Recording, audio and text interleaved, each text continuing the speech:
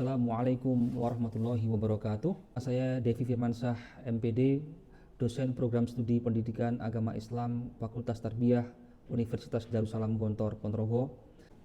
Adapun konsentrasi akademik keilmuan saya adalah pendidikan agama Islam. Hal ini didasarkan pada linearitas kualifikasi akademik pendidikan yang saya selesaikan, yaitu S1 dan S2 pada program studi pendidikan agama Islam.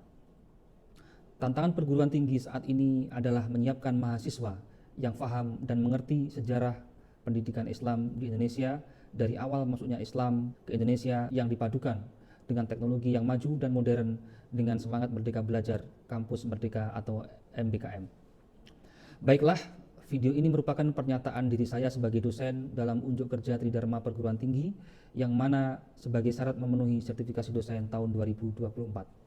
Pada poin pengajaran ini, saya akan mendeskripsikan salah satu mata kuliah yang saya ajarkan, yaitu Sejarah Pendidikan Islam di Indonesia yang bersifat teoritik. Dengan bobot 2 SKS, dengan jumlah tatap muka sebanyak 16 kali pertemuan, dan dilaksanakan 1 kali dalam setiap minggu. Oleh karena itu, saya dituntut untuk menjadikan mahasiswa paham dan mengerti tentang sejarah pendidikan Islam di Indonesia secara baik dan benar. Mata kuliah ini adalah mata kuliah wajib bagi mahasiswa program studi pendidikan agama Islam yang diajarkan pada semester 4. Dan mata kuliah ini disusun dan didesain sebagai upaya pengembangan diskursus keilmuan berkaitan dengan sejarah pendidikan Islam di Indonesia, ditinjau baik dari aspek normatif dan aspek historis. Adapun ruang lingkup mata kuliah ini adalah meliputi perkembangan keilmuan, kurikulum, kebijakan lembaga pendidikan Islam sejak masa masuknya Islam ke Indonesia, kemudian sejarah pendidikan Islam mencakup di Sumatera, kemudian di Jawa, Kalimantan, Sulawesi, dan Nusa Tenggara. Kemudian pendidikan Islam pada zaman Belanda dan Jepang, pendidikan Islam pada zaman kemerdekaan, organisasi dan tokoh Islam serta peranannya terhadap pendidikan Islam di Indonesia, seperti Jamiat Khair, NU, Muhammadiyah, Perserikatan Ulama, Al-Irsyad, dan juga Al-Wasliyah. Kemudian lembaga-lembaga pendidikan Islam di Indonesia seperti surau atau langgar, kemudian madrasah, kemudian majelis taklim, pesantren, dan juga sekolah tinggi Islam. Kemudian pola dan kebijakan pendidikan Islam pada masa awal kemerdekaan sampai pada Orde Lama, dilanjutkan kemudian pola dan kebijakan pendidikan Islam pada masa Orde Baru sampai sekarang. Setelah mahasiswa berpartisipasi aktif pada mata kuliah ini, maka mahasiswa diharapkan memiliki kompetensi pengetahuan, salah satunya adalah dapat memahami, mengkritisi dan menganalisis serta mempraktekkan keilmuan sejarah pendidikan Islam yang relevan dengan perkembangan zaman, baik itu dalam ranah akademik maupun ranah non-akademik. Juga mengembangkan kemampuan mahasiswa yang bersifat kreatif dan inovatif dalam mengembangkan kesadaran pentingnya pendidikan dalam pembangunan masyarakat masa kini dan masa yang akan datang. Setelah itu, mahasiswa juga diharapkan memiliki kompetensi keterampilan yang mana mahasiswa mampu menyusun karya tulis ilmiah maupun laporan yang berkaitan dengan kunjungan di lembaga pendidikan Islam di Indonesia. Diharapkan setelah mengikuti mata kuliah ini, mahasiswa mampu menjelaskan perkembangan Islam di Indonesia, kemudian mampu menjelaskan sejarah pendidikan Islam di Indonesia, kemudian mahasiswa mampu menjelaskan pendidikan Islam pada zaman penjajahan Belanda dan Jepang, kemudian mahasiswa mampu menjelaskan pendidikan Islam pada zaman kemerdekaan, kemudian mahasiswa mampu menjelaskan organisasi dan tokoh Islam serta peranannya terhadap pendidikan Islam di Indonesia. Mahasiswa mampu menjelaskan lembaga-lembaga pendidikan Islam di Indonesia, kemudian mahasiswa mampu menjelaskan pola dan kebijakan pendidikan Islam pada masa awal kemerdekaan sampai pada Orde Baru, kemudian dilanjutkan Orde Lama dan sampai saat ini. Adapun referensi yang saya gunakan dalam mengampu mata kuliah ini adalah sebagai berikut. Buku Api Sejarah Jilid 1 dan Jilid 2 karya Ahmad Mansur Suryanegara, kemudian buku Sejarah Pendidikan Indonesia karya Nasution, kemudian Sejarah Pendidikan Islam di Indonesia karya Enung Rukyati dan Fenty Hikmawati, kemudian buku Sejarah Pendidikan Islam menelusuri jejak sejarah pendidikan era Rasulullah sampai Indonesia, terbitan Kencana Pranada Media Group, dan juga buku Gerakan Modern Islam di Indonesia tahun 1900 sampai 1942, karya Deliar Nur. Selain buku-buku referensi tersebut, saya juga menggunakan artikel-artikel yang saya publikasikan di jurnal bereputasi. Kemudian pada awal perkuliahan, saya selalu menjelaskan kepada mahasiswa terkait kontrak perkuliahan dan sistem perkuliahan sebagai rambu-rambu jalannya perkuliahan.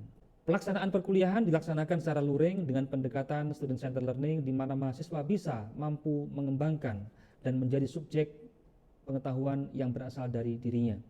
Adapun metode yang kami gunakan adalah metode ceramah, metode diskusi, dan juga metode tanya jawab. Kemudian model pembelajaran yang kami gunakan adalah discovery learning dan juga project based learning. Untuk discovery learning, kami gunakan agar mahasiswa mampu mengkonstruk pengetahuan di luar dari hal ehwal, di luar penjelasan dosen. Kemudian untuk project based learning, kami menekankan pada penyusunan karya tulis ilmiah maupun pengalaman lapangan terkait perkembangan pendidikan Islam. Sedangkan untuk asesmen penilaian yang akan kami gunakan pada mata kuliah ini adalah terdiri dari tugas harian, ujian tengah semester, ujian akhir semester, presensi kehadiran, dan juga sikap yang dimiliki oleh mahasiswa selama perkuliahan. Demikian tadi gambaran proses perkuliahan pada materi yang saya ampu. Selamat menyaksikan. Bismillahirrahmanirrahim. Assalamualaikum warahmatullahi wabarakatuh. Waalaikumsalam warahmatullahi wabarakatuh. Bagaimana kabarnya siang hari ini? Alhamdulillah, pada siang yang berbahagia ini kita bisa meneruskan materi kita tentang sejarah pendidikan Islam di Indonesia. Oke, baik. Tapi kita sudah masuk. Alhamdulillah, semuanya baik. Kita pada pertemuan ke-6 ini akan meneruskan kajian kita kemarin. Kita pernah membahas tentang bagaimana kondisi awal umatnya Islam di Indonesia, kemudian bagaimana perkembangannya. Maka pada siang hari ini kita akan meneruskan terkait tentang sejarah pendidikan Islam pada masa kolonial Belanda dan penjajahan Jepang. Baik, untuk merefresh atau mengkaitkan pembelajaran kita pada siang hari ini dengan materi yang kemarin, sedikit saya akan bertanya. Yang Anda ketahui kapan Islam itu masuk ke Indonesia? Ada yang tahu? Sejak sebelum penjajahan. Yang lain ada yang tahu tahun berapa? Kira-kira? Sekitar abad ke-7. Ada yang lain? Awal abad ke-8. 7 ke-8 yang lain silakan.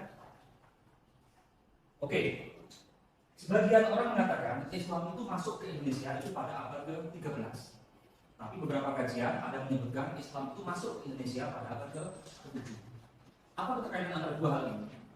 Jadi memang pertama kali Islam itu masuk ke Nusantara atau ke Indonesia pada abad ke-7. Cuma dari abad ke-7 sampai abad ke-13 itu adalah masa internalisasi. Jadi Islam diperkenalkan, kemudian baru membumi dan muncul atau punya nama itu sekitar abad ke-13. Jadi jika ada yang mengatakan abad ke-7, ya benar. Tapi jika ada yang mengatakan abad ke-13, ya memang benar. Kenapa? Karena Islam baru bisa menguasai tataran kerajaan Islam saat itu. Oke, kemudian jika dikatakan Islam itu masuk pada abad ke-7 dan juga abad ke-13 tadi itu, nah sekarang bagaimana jalur Islam masuk ke Indonesia itu? Ada yang tahu? Melalui perdagangan. Yang lainnya? Dominan dikatakan Islam masuk ke Nusantara atau ke Indonesia itu melalui jalur perdagangan. Siapa yang membawa? Para pedagang dari Arab. Ada yang lainnya? Selain Arab? Gujarat. Ada yang lainnya? Nah, adalah Arab, ada Gujarat, ada India, ada Persia, dan yang lain-lain. Teorinya banyak. Nanti kita akan belajar ada teori Mekah, ada teori Persia, dan yang lain-lain. Sekarang bagaimana peta penyebarannya? Coba diamati.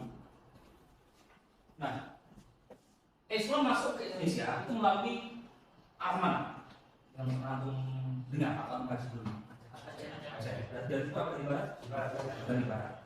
Jadi Islam masuk ke Nusantara itu melalui ya sampai berapa saya, tapi dia melalui pesisir utara. Jadi kalau kita melihat kerajaan peninggalan sejarah Islam atau makam-makam ulama Islam itu dia dominan atau kebanyakan berada di pesisir utara, terutama di Jawa. Kita melihat di Sunda Kelapa, kemudian makam-makam Wali Songo ada mulai di Gresik, kemudian di mana lagi? Sunan Ampel itu di Surabaya dan yang lain-lainnya. Kenapa? Karena aliran di sini nih. Seperti itu. Selatan jarang. Mungkin ya sangat minim sekali. Baik. Nah, itu sedikit wawasan atau gambaran tentang bagaimana kondisi Islam sebelum kedatangan penjajah. Oke. Nah, sebelum kedatangan Belanda, Islam sudah ada, sudah menghuni di Indonesia. Ya. Islam masuk melalui jalur perdagangan. Kemudian bagaimana kondisi pendidikan Islam saat itu? Kondisi pendidikan Islam di Indonesia itu sudah berjalan, tapi bentuknya sangatlah sederhana. Contoh yang paling mudah kita rasionalisasikan adalah bentuk pembelajaran halakoh apa? Ya, semacam tatap muka atau antara kiai dengan murid ya, semacam apa ya? Mungkin kiai duduk tengah, kemudian di situ ada santrinya yang mendengar kajian ya. Abad ke-7, kemudian yang bawa adalah para pedagang dan mendengarkan isi dakwahnya, kemudian mendapat simpati dari masyarakat dan bisa diterima. Kemudian, nah, kenapa Islam sangat mudah diterima? Islam dikatakan dia mudah diterima oleh masyarakat Nusantara saat itu dikatakan beberapa aspek atau beberapa hal. Yang pertama adalah ini sangat mudah. Jadi tidak perlu registrasi, cukup kita mengucapkan dua kalimat syahadat sebagai seorang muslim. Tidak ribet. Yang kedua adalah sedikitnya anjuran dan larangan. Jadi Islam itu menjadi agama yang mudah diamalkan. Yang ketiga adalah pengajaran Islam dilakukan dengan berangsur-angsur dan sedikit demi sedikit. Jadi pemahaman tidak langsung banyak enggak, tapi ya dari sedikit demi sedikit mungkin diajari dulu, toharoh dulu, sholat dan yang lain-lain. Jadi tidak langsung ke langsung yang berat atau yang banyak kajian tafsir tidak. Tapi dari hal yang sekali jauhnya dulu. Kemudian ini yang paling saya kira paling mendapat simpati dari masyarakat saat itu adalah Islam tidak membeda-bedakan golongan baik golongan atas maupun golongan bawah. Jika agama-agama yang ada saat itu kita mengenal istilah yang namanya kasta. Islam tidak ada. Sehingga masyarakat saat itu yang dia berada pada golongan tataran bawah ketika Islam datang dan mereka sangat senang sekali pastinya. Kenapa? Posisi dan kondisi mereka perlahan tapi pasti seperti sejajar. Nih, udah. Kemudian, ini ketika kita berjalan, ya, pada sekitar abad ke-6, ke-16, tahun 1619 muncullah bangsa baru yang awalnya dia di sini cuma berdagang, kemudian mencari rempah-rempah dan yang lain-lainnya, tapi lama-kelamaan dia mulai menjalankan program atau misinya yang kita mengenal istilah 3G. Apa itu?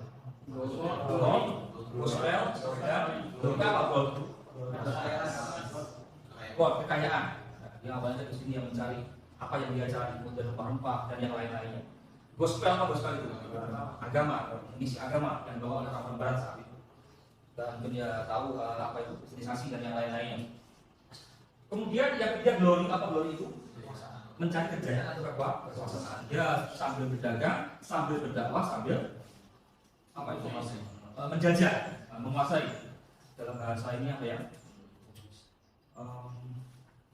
Apa itu perluasan wilayah apa? Tuh, Indonesia di antaranya. Kenapa? Saat itu Indonesia itu berada pada jalur strategis perlintasan perairan dunia. Dan awalnya cuma berdagang, tapi lama-kelamaan ingin menguasai. Baik. Gospel glory. Nah, masa kolonial Belanda itu berlangsung berapa tahun? Sekitar 300 sekian tahun atau globalnya 3,5 abad. Kapan dia berakhir? Belanda tidak berakhir pada tahun 1945. Kenapa? Karena sebelum 1945 atau sebelum Indonesia merdeka, posisi Belanda sudah terganti oleh penjajahan Jepang. Oke.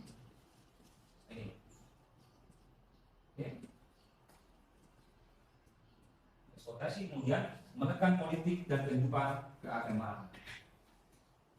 Nah ini gambaran pendidikan Islam sebelum masa kolonial Belanda.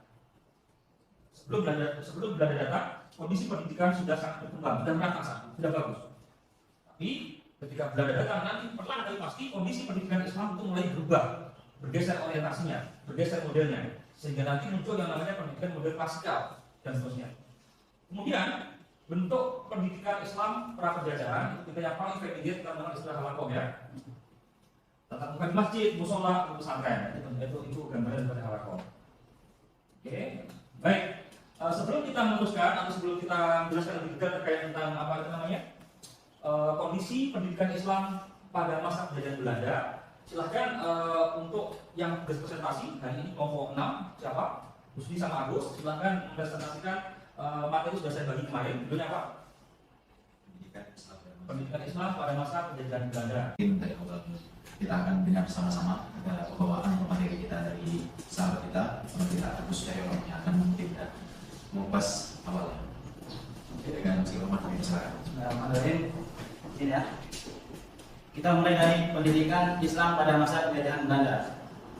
Tadi sedikit telah jelas dari dosen kita sedikit bahwasanya sebelum Belanda datang ke Indonesia, pendidikan Islam itu sudah menyebar luas, sudah berkembang di Indonesia dengan pesantren dan segala macamnya. Dan bentuknya itu dalam pengajaran agama Islamnya dibagi menjadi dua, yaitu bentuk halakoh dan juga tatap muka individual yang biasa sering disebut face to face ya. Nanti kita masuk ke pendidikan atau ketika Belanda masuk ke Indonesia. Belanda masuk ke Indonesia itu pada tahun ke 1619 Masehi, yang dimana tujuan dari Belanda masuk ke Indonesia itu adalah salah satunya untuk menjajah. Kalau udah tujuannya menjajah, pasti akan ada yang dirugikan. Siapa yang dirugikan? Yaitu negara yang dijajahnya. Dengan apa?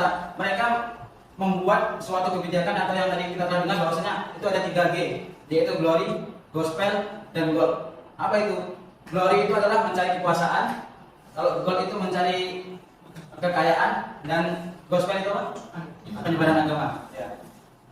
Dan dalam kebijakan ini tentunya sangat menghambat pendidikan Islam di Indonesia. Apa itu? Yang antaranya adalah pendidikan Islam mengalami hambatan.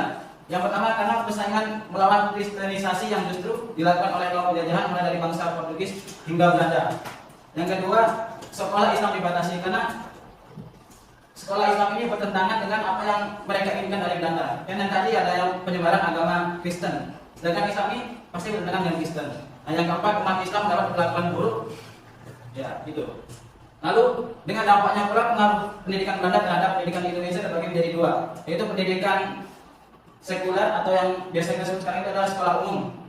Yang kedua, pendidikan tradisional seperti pesantren-pesantren pada umumnya. Pada masa Belanda ini, pendidikan Islam di Indonesia ini mengalami sangat kekhawatiran, berada di titik paling terendah. Dengan sebagian para pejuang-pejuang akhirnya mempunyai inspirasi, mempunyai inisiatif untuk membuat suatu gerakan yang dimana supaya gerakan ini bisa memperjuangkan pendidikan Islam di Indonesia. Salah satunya adalah seperti pergerakan pembentukan Muhammadiyah di Yogyakarta pada tahun 1912, terus juga ada Persis di Bandung pada tahun 1920, dan tak kalah juga ada Nahdlatul Ulama di Surabaya pada tahun 1926. Lalu kebijakan-kebijakan Belanda terhadap pendidikan di Indonesia. Pada tahun 1832, Belanda mengadakan kebijakan yang biasa disebut dengan Presbyterian atau Lembaga Pengawasan Kehidupan Beragama dan Pendidikan Islam. Lalu pada tahun 1905, mereka melaksanakan yang namanya pengajaran atau pengajian harus meminta izin kepada Belanda. Jadi kalau tidak ada izin dari Belanda tidak boleh mengajar.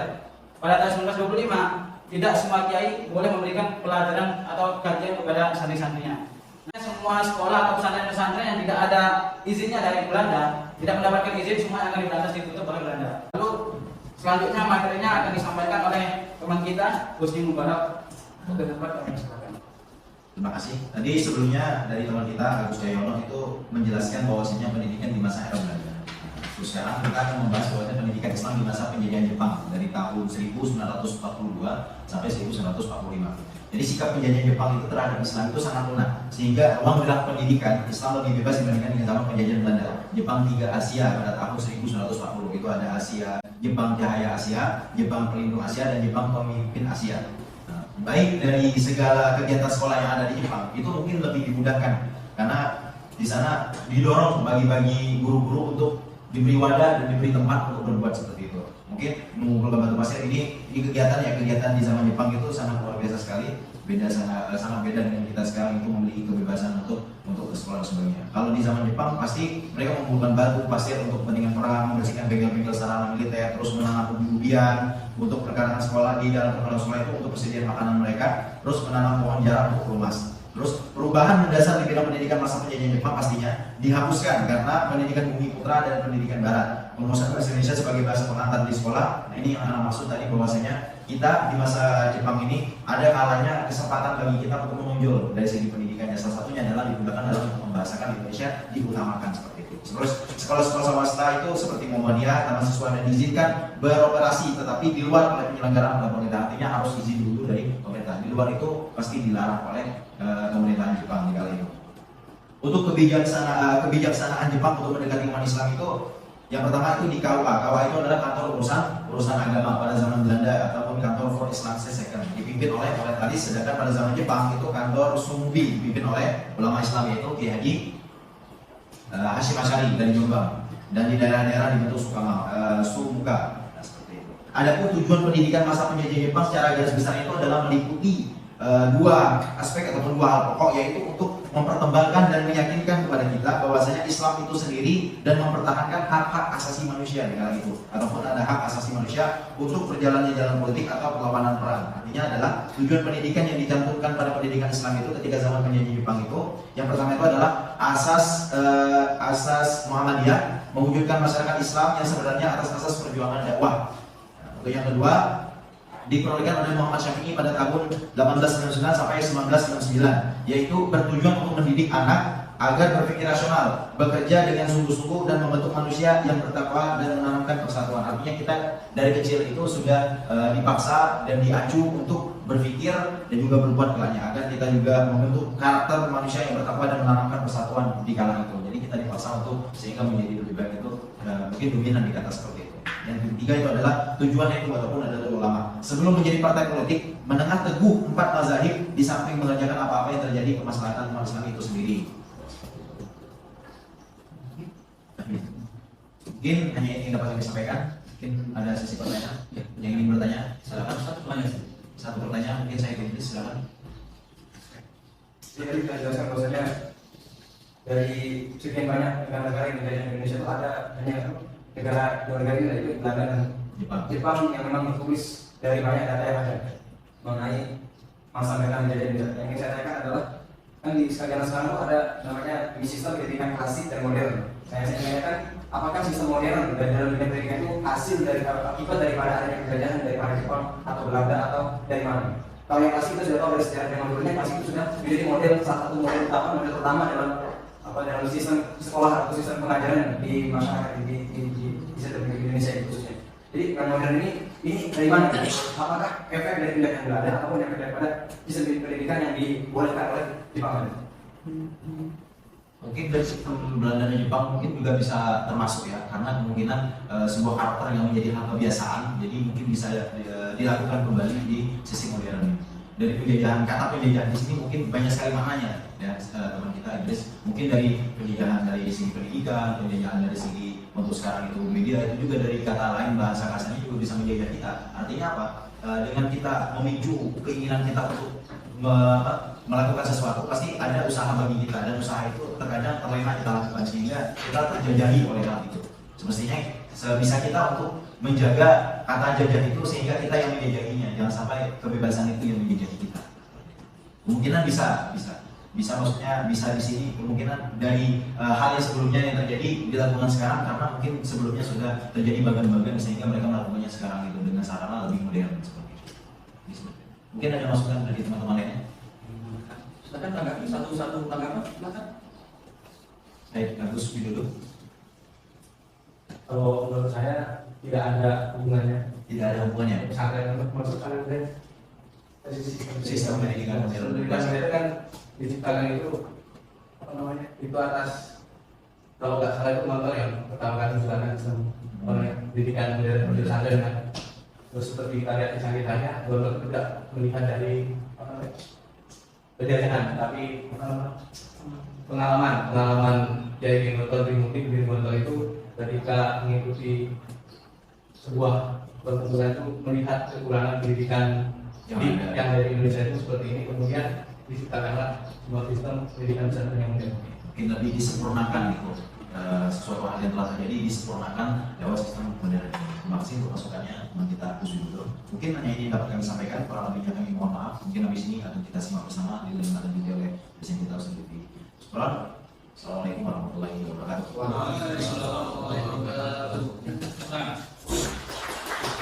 Sedikit saya tambahkan, pengaruh pendidikan yang paling terasa. Jadi ketika kedatangan kolonial Belanda, itu hal yang paling berpengaruh terhadap kondisi pendidikan di bangsa kita adalah yang namanya orang belajar saat itu. Ya, sebelum ketika di awal kedatangan Belanda atau setelah sebelum Belanda datang ke Indonesia itu, yang namanya orang belajar itu hampir bisa dipastikan dia belajar ilmu agama. Karena yang kita tahu bahwa yang membawa Islam ke Indonesia itu adalah para pedagang dari Timur Tengah. Nah, kemudian ketika Belanda datang, maka kondisi yang awalnya saya katakan tadi hanya belajar ilmu agama saja terpecah menjadi dua. Betul di situ, yaitu pendidikan tradisional ya, yang hanya belajar agama saja seperti pesantren, kemudian musola, muslim dan yang lain-lainnya. Yang kedua adalah pendidikan sekuler.